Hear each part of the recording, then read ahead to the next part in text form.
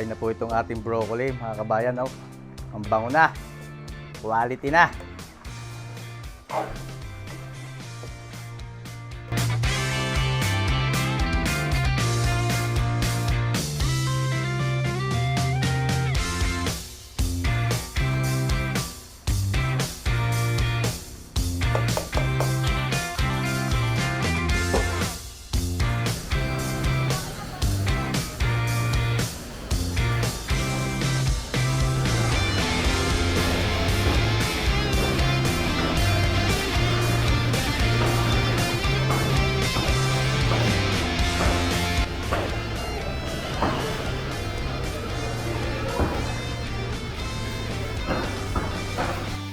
Umpisahan natin dito sa beef broccoli. Maglagay po tayo asin.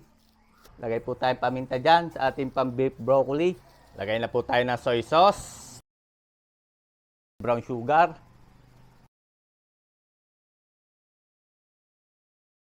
oyster sauce,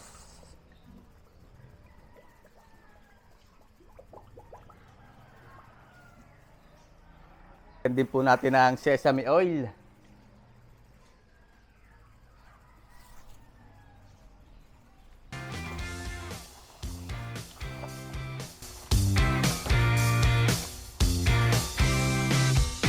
Salam tayo dito ng broccoli. Lagay po tayo ng mantika. Isa tayo ng bawang.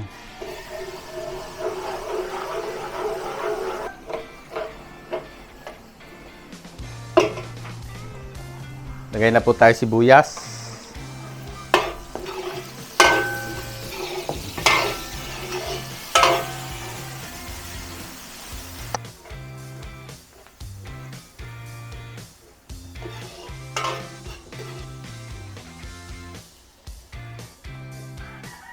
Okay, ilagay na po natin yung ating marinated.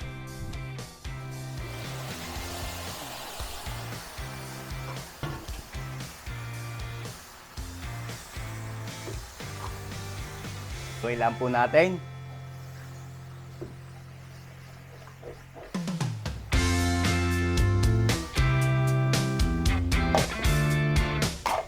Okay.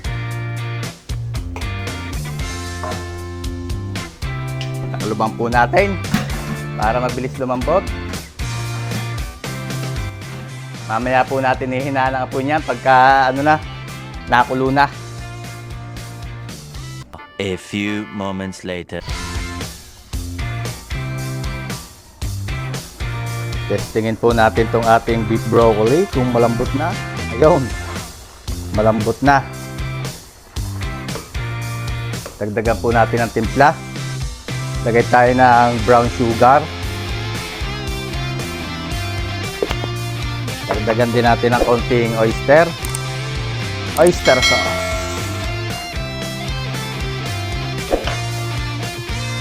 Lagyan natin ng konting black pepper.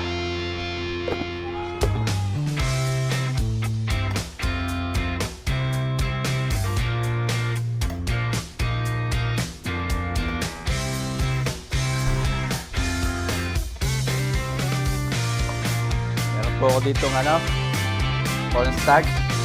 Papalaputin natin ng konti. Tinuna ko sa tubig. Malapot na siya pero laputan pa po natin ng konti dahil dinagdagan natin ang sauce niyan.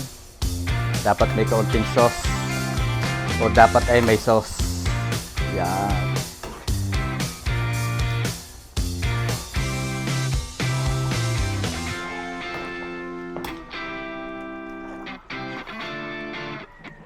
Okay, lagay po natin yung ating binalanching ko na po yung ating broccoli, pinakuluan ko at inilagay ko sa malamig na tubig. Lagyan din po natin ng bell pepper. Papasarap sa ating beef with broccoli.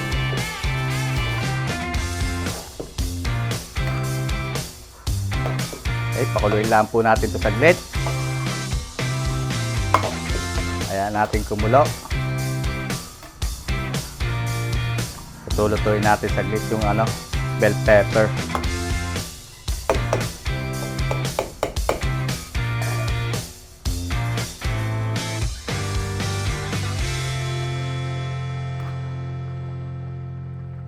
Okay na po itong ating broccoli, mga kabayan. Oh. Ang bango na. Quality na. Hanguin na po natin to.